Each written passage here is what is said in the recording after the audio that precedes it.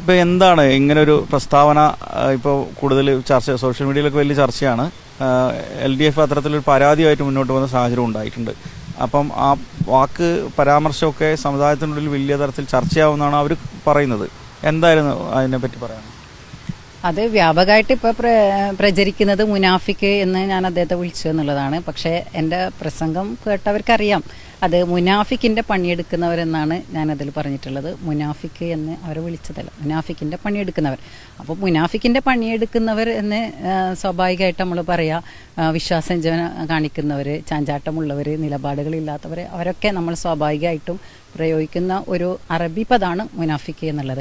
മതത്തുമായിട്ടുള്ള യാതൊരു കാര്യവും ഞാനതിൽ പറഞ്ഞിട്ടില്ല. ആ പദം പറയുന്നതിൻ്റെ കുറച്ച് മുമ്പ് ആ തൊട്ടടുത്ത സെൻറ്റൻസ് എന്ന് പറയുന്നത് എന്താണ്, രാവിലെ ഒരു കൊടി പിടിക്കുന്നവർ, ഉച്ചയ്ക്ക് ഒരു കൊടി പിടിക്കുന്ന, വൈകുന്നേരം മറ്റൊരു കൊടി പിടിക്കുന്ന മുനാഫിക്കിൻ്റെ പണിയെടുക്കുന്നവരാണ് എന്നാണ് പറഞ്ഞത്. നിലപാടില്ലാത്തവർ, കാപട്യമുള്ളവർ. അങ്ങനെയാണ്. എന്തടിസ്ഥാനത്തിലാണ് വിശ്വാസത്തിലാണ് നാം അവരെ വോട്ട് ചെയ്ത് വിജയിപ്പിക്കുക എന്നുള്ളതാണ് അതിൽ ഉദ്ദേശിച്ചിട്ടുള്ളത്. അപ്പോൾ അത് തീർച്ചയായും അത് ഷാനവാസ് പാദൂരിനെതിരെ അദ്ദേഹത്തെ തന്നെ ചൂണ്ടിക്കാണിച്ചുകൊണ്ടുള്ളതാണെന്ന് അവർ വ്യാഖ്യാനിക്കുന്നതിൽ തെറ്റുണ്ടോ? അദ്ദേഹമല്ലേ അത് ചെയ്തത്. അദ്ദേഹം ചെയ്യുമ്പോൾ പിന്നെ അദ്ദേഹത്തെയല്ലേ നമ്മൾ പറയാം. ഇപ്പോൾ ഒരു സ്ഥലത്ത് നമ്മൾ പ്രസംഗിക്കാൻ പോവുകയാണെങ്കിൽ അവിടുത്തെ എതിർ സ്ഥാനാർത്ഥികൾ ആരാണെന്ന് നോക്കും. ആ എതിർ സ്ഥാനാർത്ഥികൾക്ക് നമ്മുടെ സ്ഥാനാർത്ഥിയുടെ ഗുണങ്ങൾ, അവരുടെ കാര്യങ്ങൾ പറയുന്നതിനോടൊപ്പം തന്നെ എതിർ സ്ഥാനാർത്ഥിക്ക് എന്തുകൊണ്ട് നിങ്ങൾ വോട്ട് ചെയ്യരുത് എന്ന് പറയുമ്പോൾ അവരുടെ നെഗറ്റീവ് വശങ്ങൾ നമ്മൾ അറിഞ്ഞിരിക്കണം. അങ്ങനെയാണ് നമുക്ക് ഈ LDF സ്വതന്ത്ര സ്ഥാനാർത്ഥിയെ സംബന്ധിച്ചിടത്തോളം അദ്ദേഹത്തിൻ്റെ പിതാവ് എന്ന് പറയുന്നത് കാസർഗോഡ് ജില്ലയിലെ തന്നെ സമുന്നതനായ കോൺഗ്രസ് നേതാവാണ്.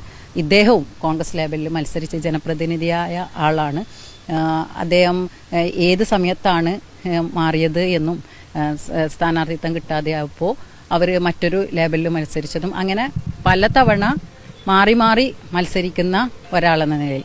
അപ്പോൾ അദ്ദേഹത്തിന് നിലപാടില്ല എന്നല്ല അതിനർത്ഥം. വിശ്വാസവഞ്ചന അദ്ദേഹത്തിലുണ്ട് എന്നുള്ളത് അർത്ഥത്തിലാണ് പറഞ്ഞത്. ഈ പരാമർശത്തിൽ ഖേദിക്കുന്നില്ല, അത് കൃത്യമായി ഉറച്ചു തന്നെയാണ് പറയുന്നത്. പരാമർശത്തിൽ ഖേദിക്കണമെങ്കിൽ ഞാൻ എന്തെങ്കിലും തെറ്റായി പറഞ്ഞിട്ടുണ്ടാണ്. നമുക്ക് അറിയാലോ, നമ്മുടെ ബഹുമാനപ്പെട്ട മുഖ്യമന്ത്രി പിണറായി വിജയൻ അദ്ദേഹത്തിൻ്റെ പാർട്ടിയിൽ നിന്ന് പോയ G. സുധാകരൻ അടക്കമുള്ള P.K. ശശി അടക്കമുള്ള നമ്മുടെ തൃക്കരിപ്പൂരിലെ സ്ഥാനാർത്ഥി V. കുഞ്ഞികൃഷ്ണ, അവരെ ഒക്കെയും അദ്ദേഹം പറഞ്ഞത് വിശ്വാസവഞ്ചന ചെയ്തു എന്നാണ്. വിശ്വാസവഞ്ചകരെന്നാണ് വിളിച്ചത്. അദ്ദേഹം അത് മലയാളത്തിൽ പറഞ്ഞു, ഞാനത് അറബിയിൽ പറഞ്ഞു. അറബിയിൽ പറയാന്ന് വെച്ചാൽ നമ്മുടെ കാസർഗോഡിനെ സംബന്ധിച്ചിടത്തോളം കാസർഗോഡ് എന്ന് പറയുന്നത് സപ്തഭാഷാ സംഗമ ഭൂമിയാണ്. പക്ഷേ സപ്തഭാഷ ആണ് പറയുന്നതെങ്കിലും ഇവിടെ ഒരുപാട് ഭാഷകൾ, അതിലധികം ഭാഷകൾ ഉപയോഗിക്കുന്നവരാണ്, സംസാരിക്കുന്നവരാണ്.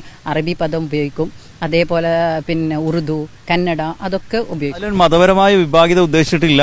ഇല്ല, മതപരമായ വിഭാഗീയത ആവണമെങ്കിൽ ഞാൻ മതത്തിനെ എന്തെങ്കിലും കണക്ട് ചെയ്തിട്ട് ഞാൻ അവിടെ പറയണം. അവിടെ ഞാൻ കൊടിയെ മാത്രമാണ് പറയുന്നത്.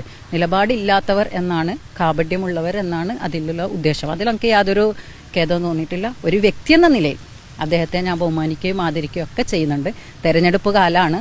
നമ്മുടെ സ്ഥാനാർത്ഥികൾക്ക് എങ്ങനെയാണ് അവരുടെ നെഗറ്റീവിൽ ഹൈലൈറ്റ് ചെയ്യപ്പെടുക എന്നുള്ളതാണ് നമ്മൾ പ്രസംഗിക്കുമ്പോൾ ഒക്കെ, നമ്മൾ പ്രചരണം നടത്തുമ്പോഴൊക്കെ നോക്കുക. അതിൽ മതപരമായിട്ടുള്ള ഒരു കാര്യമില്ല. ഞാനൊരു അറബി പദം ഉപയോഗിച്ച് എന്ന് മാത്രമേ ഉള്ളൂ.